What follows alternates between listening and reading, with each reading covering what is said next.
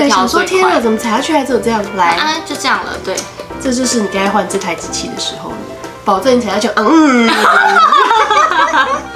，1600转。但是新手同学不用担心，因为它还是可以调速度的。对，我们先来看一下这台机器的功能哈。你看它这边有一个这个可以调速度的这个按钮，可以从最慢，它其实不是只能调这3个点哦。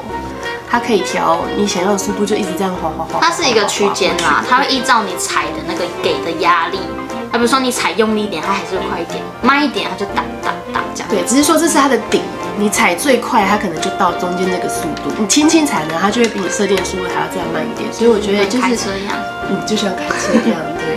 就是以新手来说，我觉得这台其实也不用担心就是速度的问题，因为很多人就问我那个电脑型可以控制速度吗？其实基本上大部分是低阶机器是没有办法控制的，所以一踩就一踩下去就爆冲啊！所以这个我觉得它是新手友善的，就是对啊，大家对直线机就是仿工业机型既定印象就是我一定要车很厚的我才可以用这个机型不用车到帆布啊，做衣服就好。没有，它是可以车薄又可以车厚。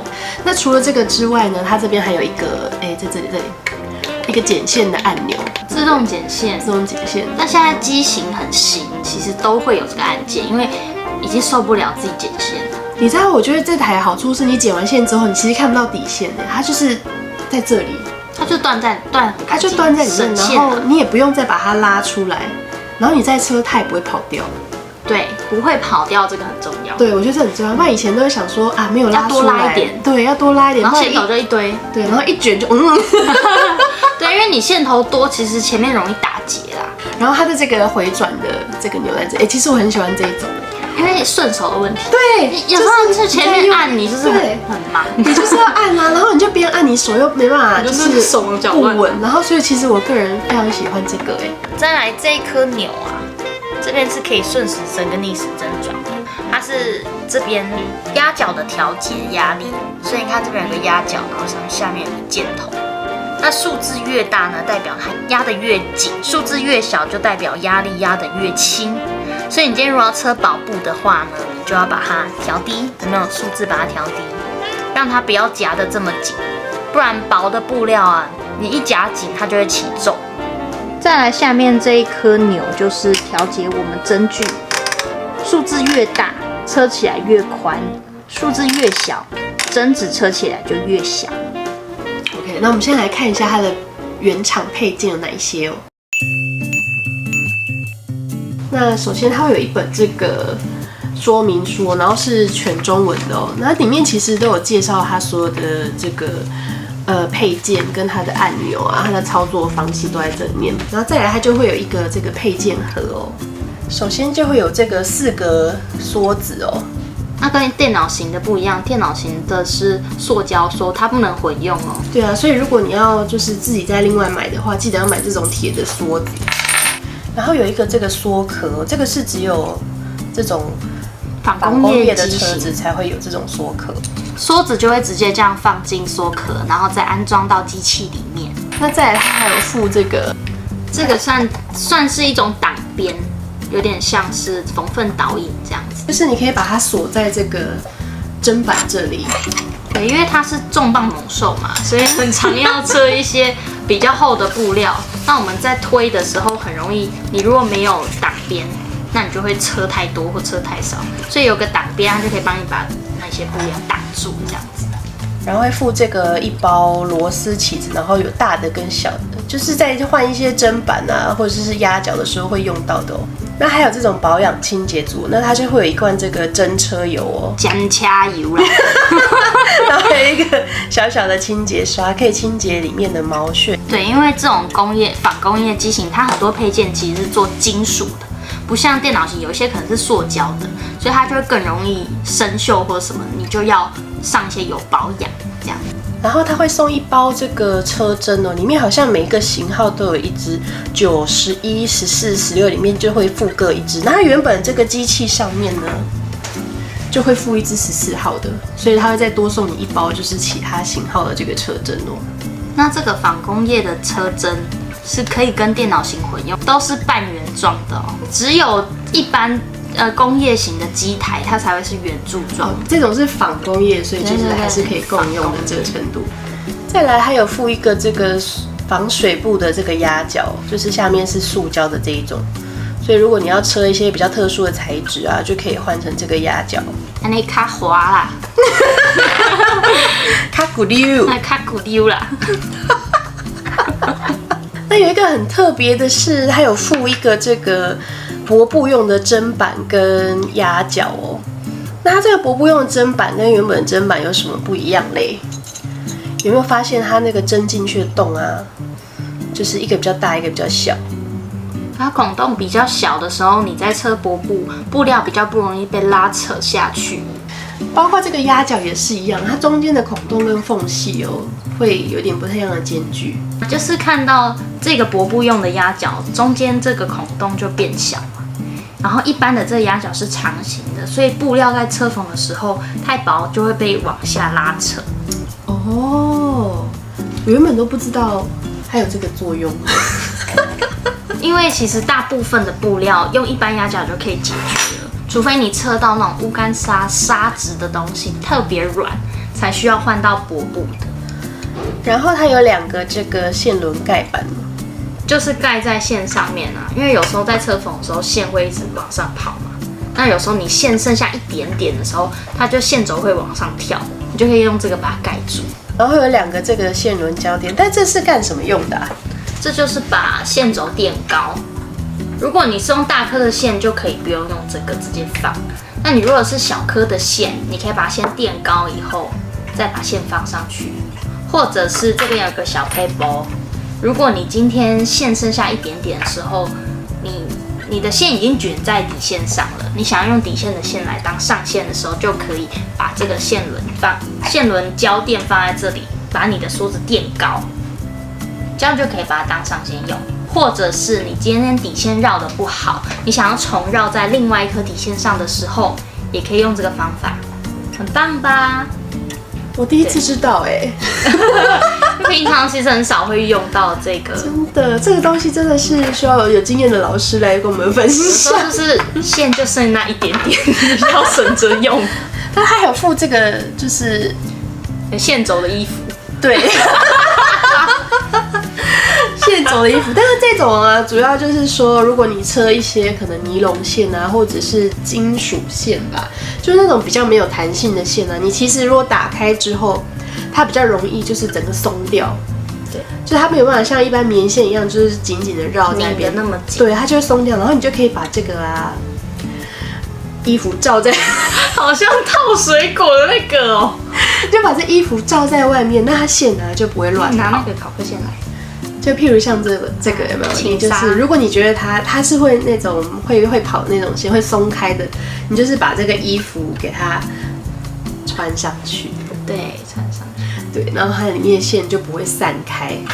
再来是它的踏板哦，它踏板它是有这个踩的地方，跟旁边这个小的，这个是切线，自动切线，所以可以双脚开工。那旁边那个剪线呢？其实我们刚刚讲到这里已经有一个按钮可以按的嘛。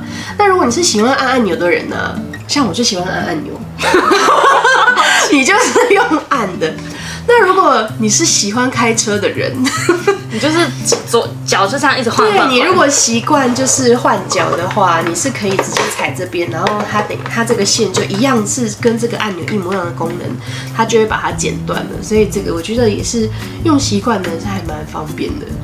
我以前在工厂用那个烤客机，工业型的烤客机，它真的就是一脚剪线，一脚车缝。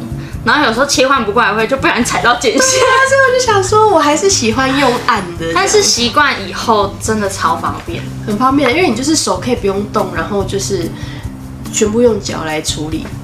然后说到这个手不用动，还有一个很重要的东西来跟大家介绍。上道具，吸控感，就是这里有个洞，有没有？对，它就这样插进去。然后你的膝盖就可以这样子把这个这样顶开。对，那这是干嘛用？这个呢，就是在抬压脚用的。没错。譬如说你原本是这样子放下来，然后你只要那个吸控啊，就是一个拐一下，它就会这样抬起来。对，什么时候要用？就是车圆形。很多弧度，你要一直抬的时候，有没有？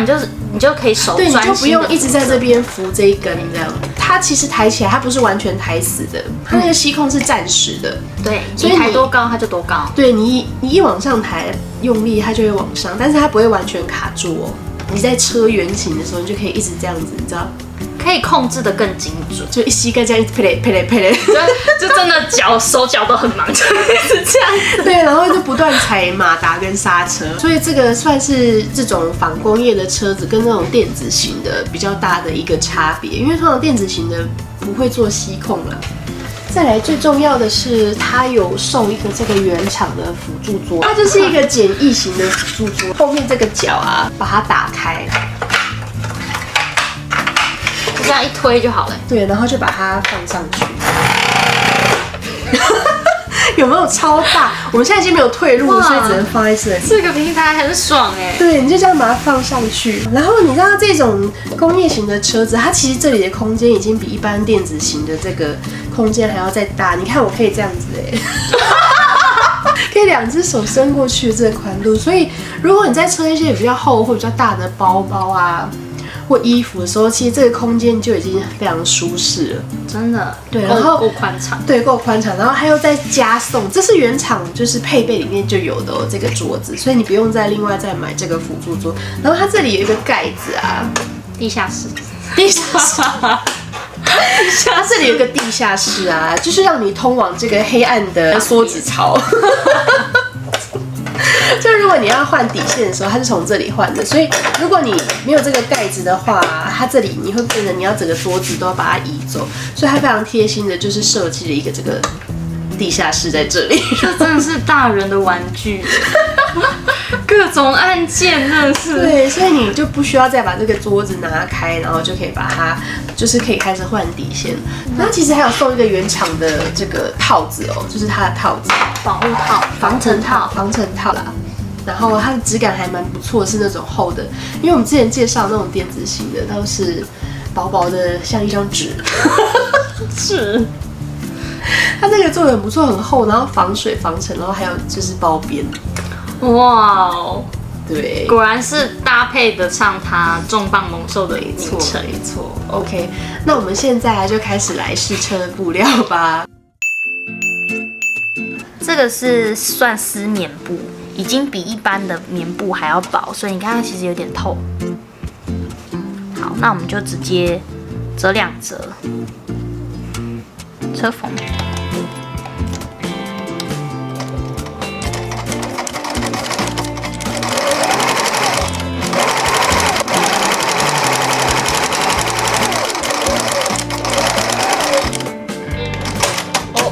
自动剪线，对，车这么薄的布料，它还是很稳定，真的，而且感觉完全没有绞进去。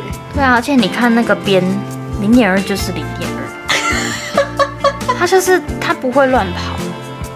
0.2这不是车工的问题吗？可能有一点。但是有时候用比较马力没那么强机器测出来啊，这种薄薄的布上面都会有点歪歪。对，歪歪，然后会皱起皱的。就是它上下线的拉力不会那么平衡。刚刚这个丝棉布就是它可以车得很平整。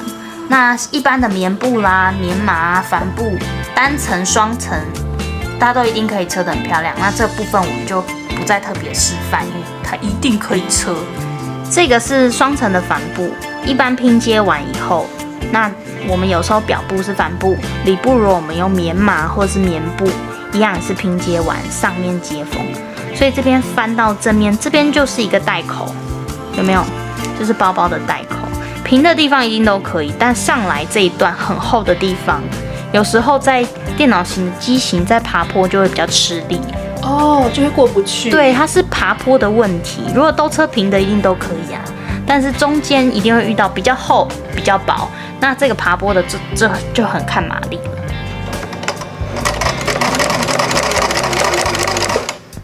好，到这边啊，准备要爬坡，你可以用锥子帮忙推一下。但其实这个厚度，我觉得对他来说还算小 case， 所以有没有很轻松？我根本没有推他耶。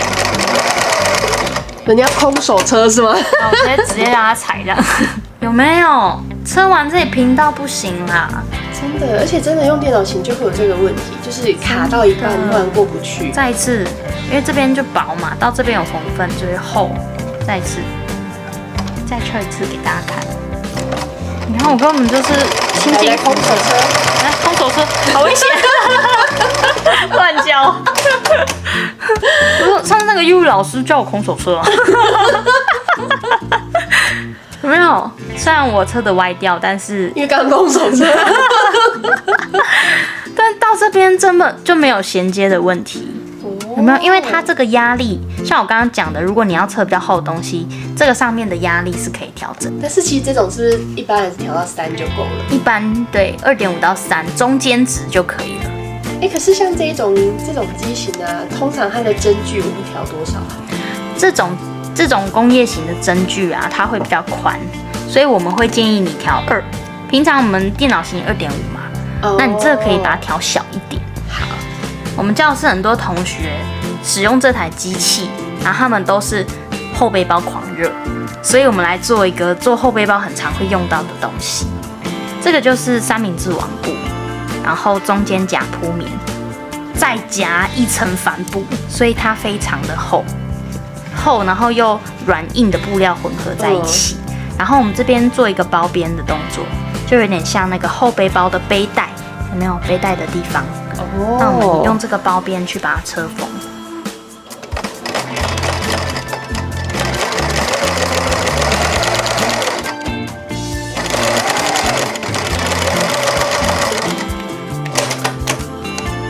哇塞，好平整哦，太轻松了吧！就是这个厚度，你看轻松驾驭，这么厚这个就是你们真正在车缝时候会遇到的一些部分。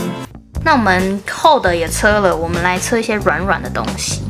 像如果是电脑型的机器车这种豆豆毯，很软，然后上面会有一些这种凹凸，或是你有夹铺棉，都需要用均匀压布脚。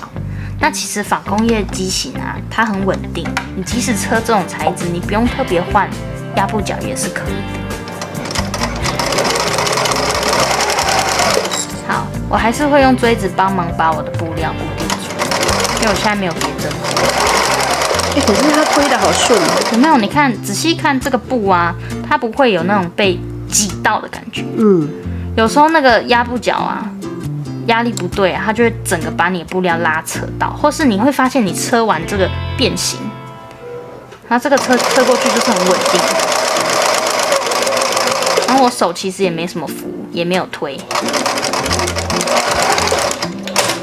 就是很平整。好，这简直跟我用那个电子型的均匀压布脚测出来感觉差不多你看超平的好美哦。那我们现在来试试看那种超级薄的布，好不好？好啊，我们刚刚有讲到它可以换压脚跟砧板，我们就来换。我们刚刚有用这个丝棉的布料，那我们拿了一个更薄的聚酯纤维材质，就是有点塑料这样，尼龙的。我们先用一般的压脚去车缝，给大家看差异。如果是车0.5一定都可以，因为它压得比较稳定。那我们故意把缝缝车小一点，车0.2。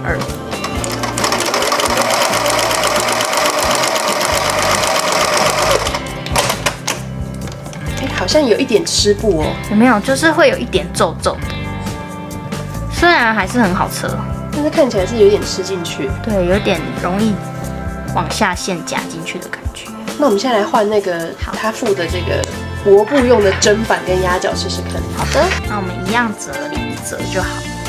好，我们来测这个0.2。哦，很稳定哎。有差有差。就是你在车的时候，你不会觉得你这个布啊被往下拉，然后它就是有点像被钉住，很像刺绣的时候的绷框的概念。先把布绷平。这是我们刚刚更换压布脚之后车的，这是还没换，所以你看车到后面呢，因为布一直被夹，所以你看就越车越小，有没有？就歪掉了。对，就歪掉，因为布滑走了。然后我刚换了之后，真的稳定很多你可以再更换号数更小的针，车起来会更漂亮。你可以换到9号，9号已经是最细的了。对，9号是最小的。所以如果你要车一些比较薄的布料，像这种雨伞布，或者是无干砂质的东西，你就可以更换这种压布角，就可以做更细的车缝。好的，以上就是我们的猛兽开箱的这个finish 的，然后它真的是非常好车哎，它的马力真的很强吧？对啊，其实我自己家里也有一台啦，而且我是第一次买缝纫机，我就直接入手这一台。对啊，你新手所以第一台，老师有没有推荐什么需求的人可以来买这台机器嘞？这一台真的是不管是新手、手都很适用的一台机型。它的特点就是马力很强，所以你就不用担心说它有什么布是不能车的。也很适合一些创作者，是你想要混合异材质去车缝的，这一台机器就可以帮你达到。可是有人会想问说，但是我是一个新手而已，我有需要入手到就是这么高价的机器吗？如果你今天是新手的话，然后你还很不熟悉缝纫机，那你如果用那种比较阳春型的缝纫机，你可能就会觉得是不是我自己技术不够好，所以会觉得用起来不顺手。但其实很多时候是机器的马力不够，所以你会觉得就线就是歪歪的就是车不直啊。然后缝纫机这种东西就是硬体的东西，它没有办法再升级的。比如说你今天买1万多的缝纫机，你再怎样改，再怎样换压布角，它马力就是不够。有人在改缝纫机的吗？像机车一样。不好意思拿去那个修理店说，不好意思师傅，我这个马达想要拆下，可以帮我换一颗马达吗？这样改，对啊，是不可能这样。所以我是觉得有预算的同学真的就可以直上，因为他绝对不会后悔。再来是我觉得他如果考量到你之后有想要二手卖掉的话，它其实也是有价值，对，比较好卖，因为它真的就是一个很稳定的机型。因为这台的规格其实已经蛮高的，所以你要再买到比它更高阶的机型，我想第一可能暂时也不需要，所以它的价值也不会说掉得很快，我觉得。那现在如果你在我们这边购机的话，我们是会再送基础课程的5件组哦。对，你买缝纫机就可以来上课，所以你不用担心你是新手，就是你可以来这边顺便学做衣服啊、包包啊，什么都可以。自己的衣服自己做，自己的衣服自己做，自己包包自己做。好的，那如果你们有在使用这台机器上面呢，有什么其他的问题的话呢，也可以欢迎在下面留言告诉我们。这台机器的购买资讯呢，我们都会放在下面的资讯栏里面哦。那我们就下次见喽，拜拜。如果你也喜欢这支影片，欢迎按赞、订阅、分享并开启小铃铛。我是 Rosa， 我们下支影片再见喽。